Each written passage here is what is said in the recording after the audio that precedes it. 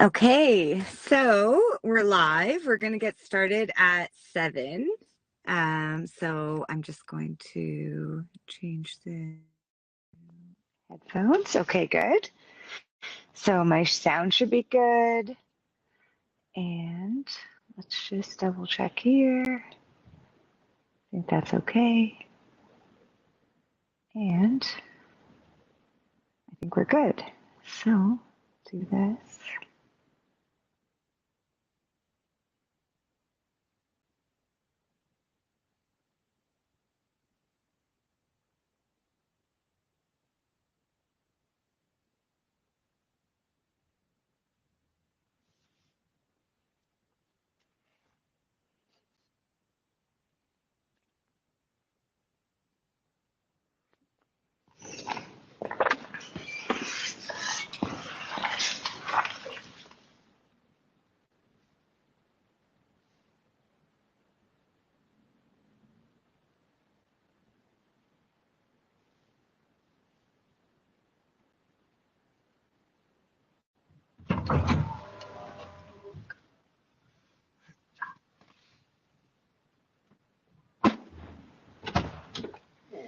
Okay, so I'm Sarah. I'm from Sourdough for Beginners. I'm here for question and answer. So every Monday at 7 o'clock, I come on. You've got the opportunity to ask your questions. So you're either here in StarCam, and on StarCam, you actually have the ability to upload video questions. So show me your starter, show me your bread, show me what's happening, and we can help you troubleshoot, get you through it. If you're on YouTube, I do have the ability to switch in and out and see any comments that you make. So if you've got questions, ask them.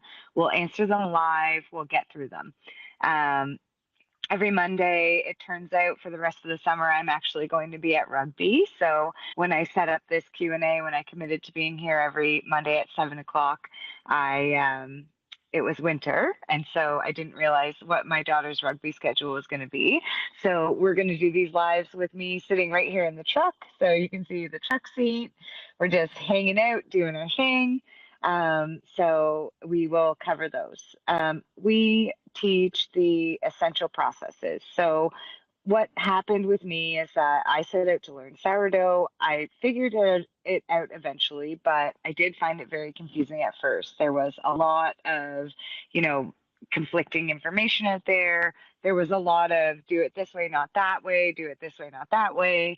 And I struggled. And so when I started Sourdough for Beginners, the idea was that I was going to really focus on making it simple for beginners. So the essential processes that we teach are not an easy method. They're not, a no touch method. They're a little bit more in depth than that, but they do focus on making it so that you can get successful bread every day. So my charger is being really weird here.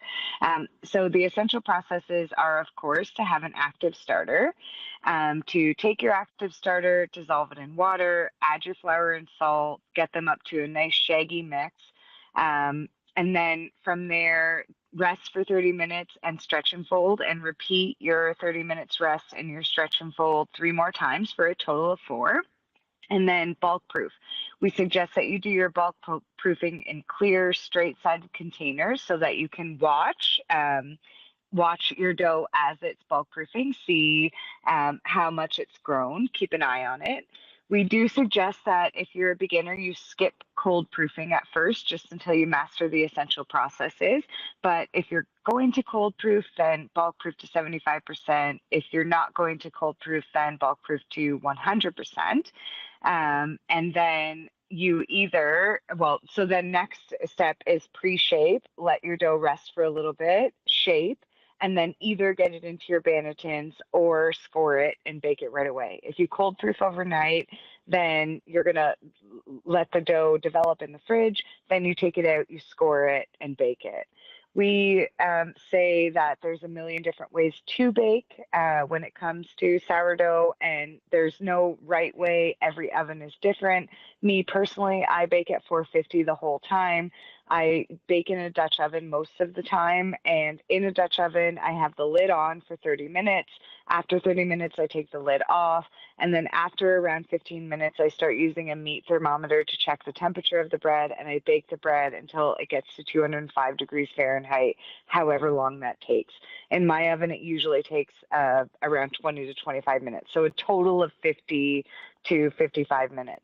The last few days I've been baking on the barbecue. My oven broke on Thursday, and I had promised a very close friend that I would have bread for her son's confirmation, and I was very worried. So on Friday morning, I tried baking bread on the barbecue. It turned out my husband said it's actually the best bread I've ever made. So if you haven't seen the video yet, go to YouTube at Sourdough for Beginners. If you're on YouTube right now, then you can find it.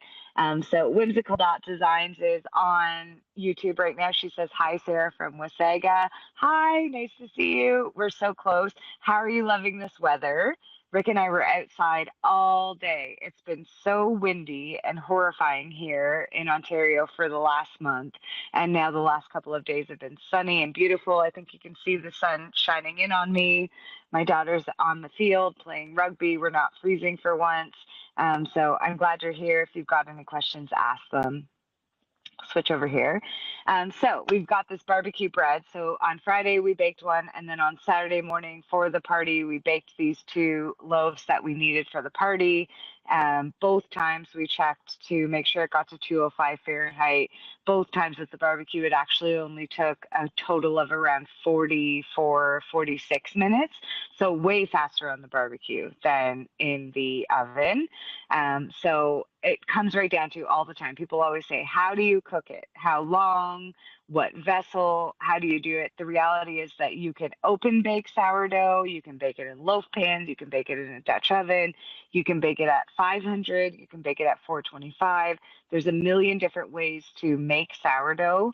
And you have to be willing to adjust to what your oven is going to do. And in fact, that's the reality for sourdough all the way through the process. People say, well, how long do I bulk ferment for?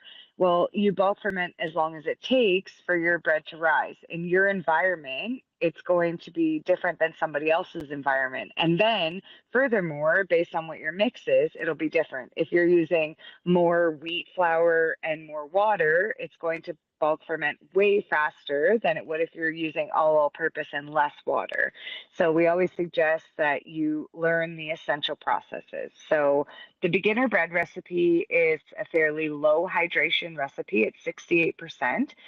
So we set it up for two loaves, but you can cut this right down the middle. I'll tell you both. So you've got 120 grams of starter, 680 grams of water, 1,000 grams of flour, and 20 grams of salt. Hydration is always calculated as a percentage of water to flour. So 680 grams of water, 1,000 grams of flour, 68%. Super simple. If you want to do a single loaf, then it's 60 grams of starter, 340 grams of water, 500 grams of flour, and 10 grams of salt. And then our level 2 hydration is not a huge water increase, but it's a very big starter increase. So 200 grams of starter, 700 grams of water, 1,000 grams of flour, and 20 grams of salt. And what we say with that is that it's going to increase the hydration gently enough where you've got more starter, but not that much more water, that it becomes a lot easier to manage. Rick sent us the question. Let's see what he's going to say. I was just going to say how important I find it to make sure that we've preheated the Dutch oven. And I mean, like, really get it hot, because I'm tending to notice that it makes a huge difference. Like, when we shoot a Dutch oven that's 190 compared to when it's 230 or 240 exterior. So, I don't know, that's something we could talk about, is temperature and being hot, and letting that Dutch oven sit sometimes for an hour makes a difference. Yeah, that's a really good one. Okay, so what Rick's talking about is how long we let the oven preheat. So sourdough needs high heat to spring, right? So some people open bake, which is your dough just like in the oven by itself. Most successful open bakes have one or more of a couple of different properties. So a pizza stone or a baking steel are going to retain heat in a similar way as to how a Dutch oven does, right? And then plus there's adding steam. So there are bread ovens like the Simply Bread oven that actually injects steam into the oven as they cook. There's even like Miele's, and I think even like the KitchenAid oven might inject steam in. So those help sourdough spring. But the most important thing is that sourdough needs this like pressurized hot environment in the first 20 minutes or so to go from, a dough that's like this with air trapped in it to the air building enough pressure to escape. So our oven is an apartment size oven. It does not retain heat very well. And so what we found is that if we let the Dutch oven preheat in the oven, for a really long time, then it's retained so much heat. It's sucked it in and is willing to hold on to it that it causes the bread to spring.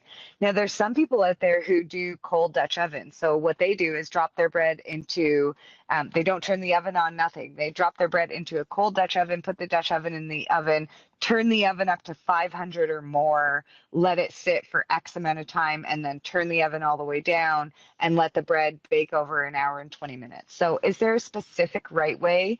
I don't think so. And I think that you have to do what works for you. But Rick and I have been experimenting quite a lot. A friend of ours actually lent us a heat gun where you aim the gun at an object and it tells you from to a really precise degree. I don't like using the word degree in this context, but very precisely, this gun tells you what the temperature of the item that you're looking at is. And we're finding that the hotter it is, the better it is. So let's see what Rick has to say. Oh, that's my daughter's at rugby. So you guys are Absolutely seeing me beautiful sitting in weather the truck. today. Just Yeah, loving we're this. having good weather. So we're at the point now where we are really hesitant to turn the oven on um, in the house because it's going to overheat the house. Even though we have air conditioning, our air conditioner is just a little bit weak. And so now that I know we can bake on the barbecue, it's making a huge difference. So yeah, you're probably getting sunburned for sure, Rick. All right. So TS Chili, FYI, in WI, is that Wisconsin? You can no longer buy those 9 cup proofing vessels for proofing. They've all changed to 8 cup. It's way smaller. Okay, but that's actually okay. So my proofing uh containers are 8 cups, which is 1.8 liters in Canadian. I think that's like something like 1.5 quarts, and 8 cups is actually fine. Don't worry. In fact, I've got some 6 cup ones that actually work great. The idea with the proofing container is that it's a snug fit for the dough so that because sourdough spreads outwards rather than upwards. So we want it to hit the edges as soon as possible so that we can then start seeing it go up. So tell me what state that is, TS. Send me a video or a text question and tell me what state. WI. I think that's Wisconsin. I think so, but I'm not sure. Tell me. But that's interesting. But I think that the 8 cups are gonna work just fine too. So I'm cool with that. So Elizabeth at Whimsical Dot Designs is on YouTube. And she's commenting right now. It is gorgeous weather. So, interestingly, we have a few Ontario people here. So, Rick is here at Trent University in Peterborough, Ontario, Canada, watching our daughter train for rugby. Our daughter is a super athlete. She races dirt bikes all summer. She plays on 2 rugby teams. And then in the winter, she keeps herself healthy by playing hockey and going to the gym 6 days a week. So, we're always doing something. And Elizabeth asked on YouTube, Sarah, do you ever share your lives when they're happening into your group? I'm in some art groups and the lives are shared at the beginning and get quite a few hopping on. So Elizabeth, I do lives on the Facebook page at Sourdough for Beginners, and Facebook actually allows me to broadcast into the groups that I manage. So when I do the Facebook page lives, it'll broadcast into the big Sourdough for Beginners group as well as the Sourdough Marketplace. And we get a lot of people on those lives. a few hundred at a time, and they post questions. So if you actually go on the Facebook page, so the group you know about, Elizabeth, but if you find the Facebook page at the top somewhere, you can sort it so that you can see the lives and you can see people come in and pour into those. We do those quite a lot, and they're really great. I'd love to chat with you more. Send me a message. Let's see what we can do. Maybe we can collaborate or do something along those lines. The reason I like StarCam is because people have this opportunity to come in and actually like show me their dough, ask video questions. You know what I mean? I like, and I also like how it's how it's willing to make it so that people can actually have this one-on-one experience. T.S. Chili says Wisconsin. I was right. Yay. So here in Canada, they do not make us learn the 50 states. It's not part of our education, but we all learn it anyways because the first thing we do as soon as the weather gets bad here is escape to the states. So I knew I was right. And I have my starter, Mama, and I've got her listed on sourdoughforbeginners.com and on Etsy. And people buy it if they don't want to make their own. It's just a dehydrated starter that they can rehydrate themselves. And I've been keeping track of all the states that we've gone to. I've gone as far as Alaska. I've gone down to Mexico. I've sent a couple to the UK. And so I'm always looking up what the state is that I'm sending that starter to. Hey, if you can make us any contacts with some of these art groups, that'd be awesome because I would love to have more interaction with different groups and things like that so we can see if we can get people uploading like what they're doing at the time and things like that so that as a presenter or as a fan you can interact like this with using the StarCam. Yeah, yeah. So Elizabeth, send me a message. Either I'm sure you're able to connect with me on Facebook either through my personal profile, Sarah Frank, or through the Sourdough for Beginners page. Let's talk about those groups. So Rick and I did this. So my oven broke. I said this at the beginning. My oven broke on Thursday. One of our very closest friends' son was having his confirmation on Saturday. She had asked me weeks in advance to supply the bread for supper.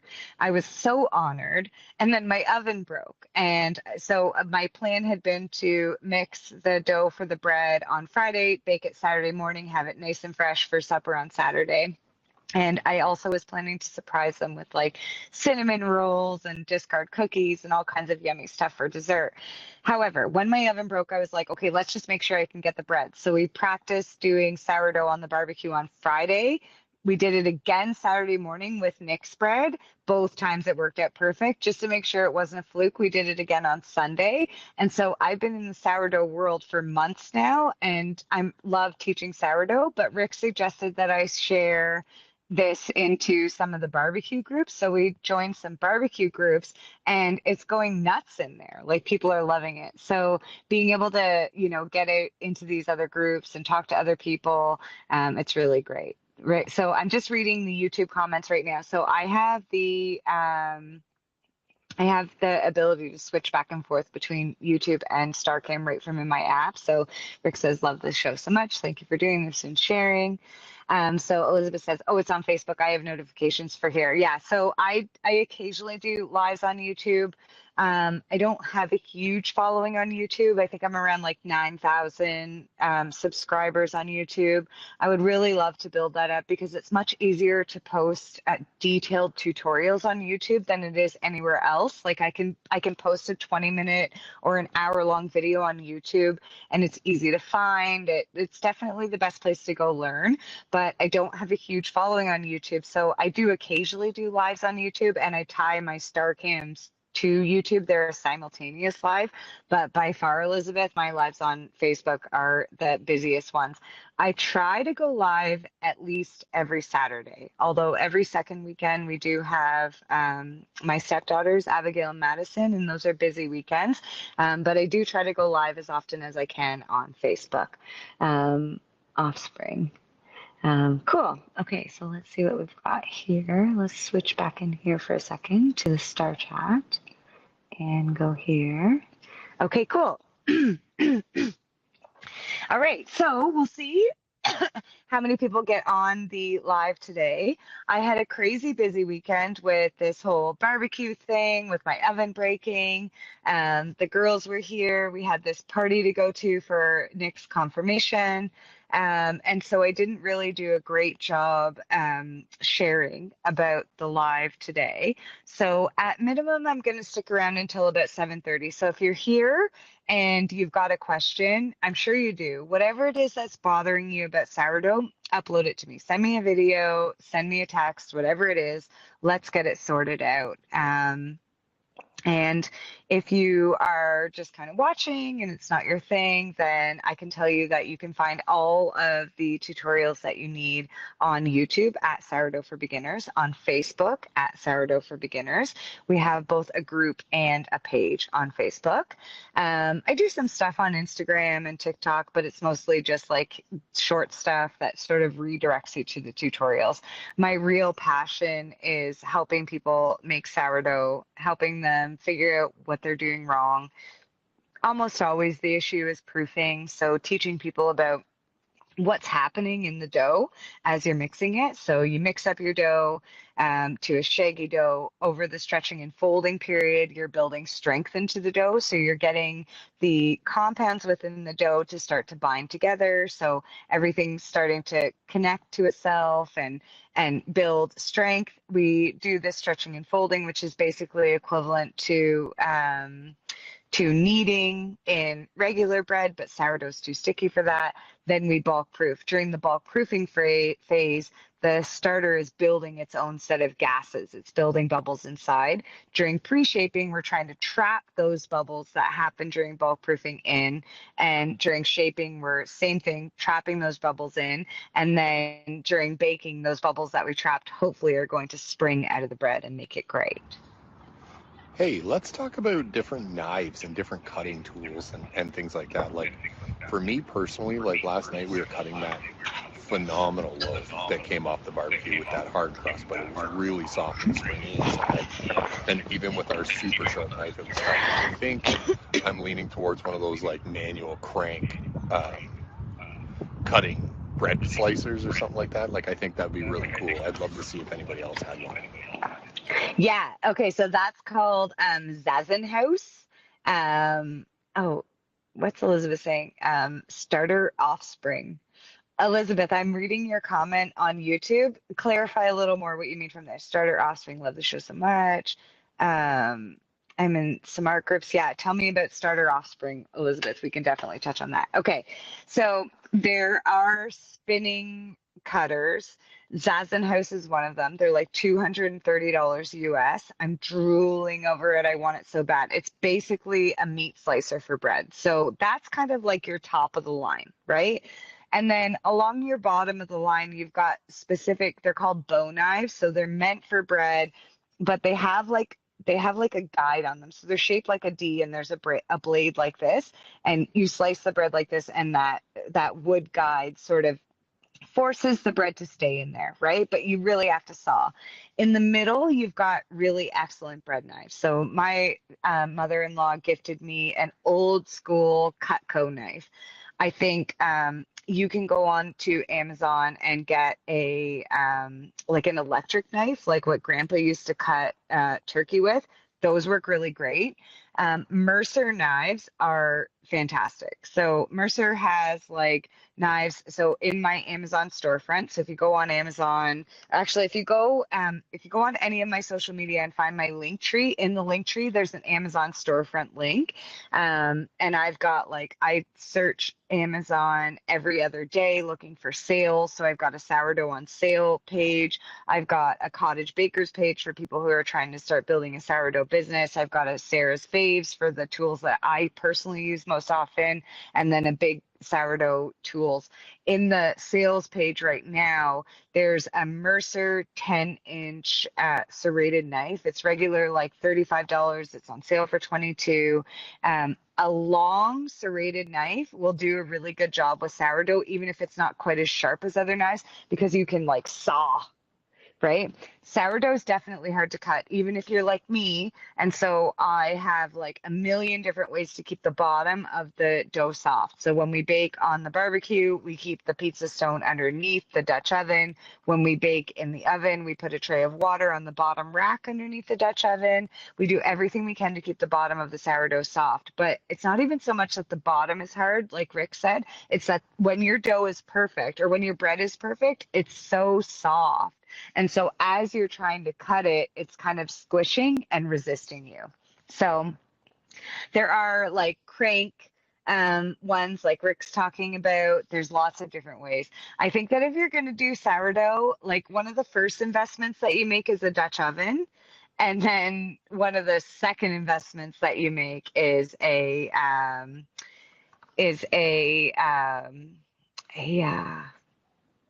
good knife. Yeah. So Elizabeth is on YouTube right now, and she just said, I just bought a knife. You recommended the Mercer Culinary. Mercer is a fantastic brand. So in their like $20 to $30 range, they've got excellent knives. And then you can start getting into the like $75 to $125 range. Same brand, but now you're getting into like forged steel. The handles have the rivets in them. They're just more lifetime knives. So that's the one I got. It's fantastic. Yeah, Elizabeth is on YouTube right now commenting. So let's go back to our star chat queue. So Tia says, can I proof on the counter and then move to the fridge and bake in the AM and not overproof? Yes. Okay. So proof on the counter to 75% if you're going to cold proof. Okay. So use your bulk proofing containers. Go shorter than you would if you were going to bake the same day. So watch for that dough to grow about 75%. Pre-shape it, shape it, get it into the Banneton, stick it in the fridge overnight, bake it the next day, or even like the next evening, and you should be good. As long as it hasn't overproofed during the bulk proofing phase, it's fine to go in the fridge. If you think that it's overproofed during the bulk proofing phase, then skip the fridge, get it baked right away. Rick calls it shape and bake. Like if you're pretty sure you screwed it up early in the process, just get it baked. So you should be okay there. Hi, Sarah. This is Carlene. I have another sale this weekend. It'll be my second sale. I want to do 18 loaves, and my thoughts are feed my sourdough on Tuesday night, make my bread on Wednesday, and cold proof on Thursday and bake on Friday. What are your thoughts? That's actually not bad. So Carlene, I know it's you. Every time I see your name, I know it's you, but I do appreciate you introducing yourself. There's nothing wrong with that at all. The only thing I would say is that's a very long cold proof. We always say, so the farthest I've ever stretched my bread on cold proof is about 48 hours, or sorry, not 48 hours, like 3 full days, so 72 hours.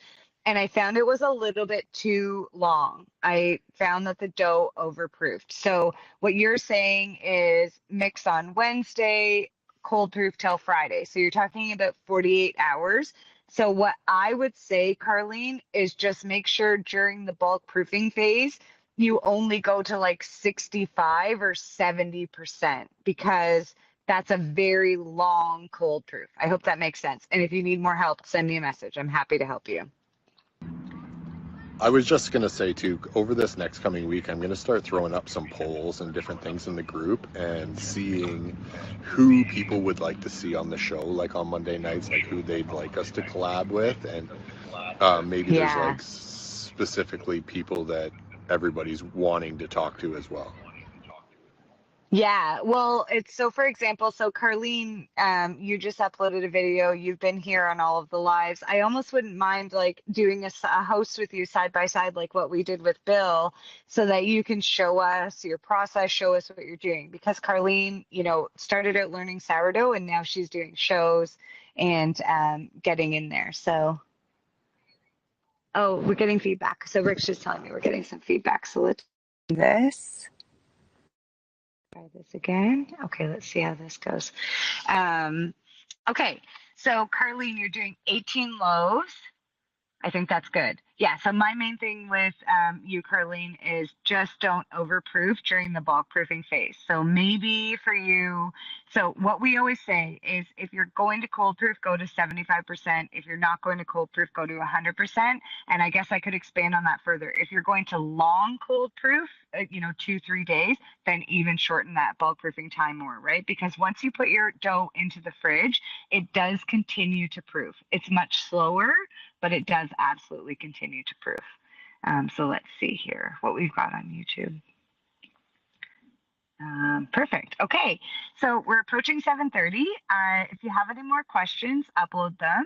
Otherwise, I'm going to wrap up soon and go watch some rugby. Nice sunny day.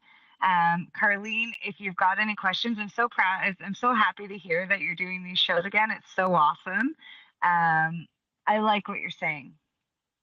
Another thing you might want to look into is that some people who are doing shows are par baking. I don't know if you've heard of that before, Carlene, but that's where they actually bake their dough to like 90 to 95%. So they bake their dough to like 195 degrees Fahrenheit, pull it out early in the week, like on a Wednesday, and freeze it. And then the night before the show, they take all the bread out, thaw it on the counter, and they get up early in the morning before the show and bake the bread for like the last for so it's thawed completely overnight. Then they stick the bread in the oven at a high temp, like 475 for 5 or 10 minutes to finish that last 5% of baking. So that's called par baking. So there we go. Okay, well, it looks like we've wrapped up for questions. Quiet night tonight. I didn't get this one shared as much as I would have liked to, but I do appreciate you all being here.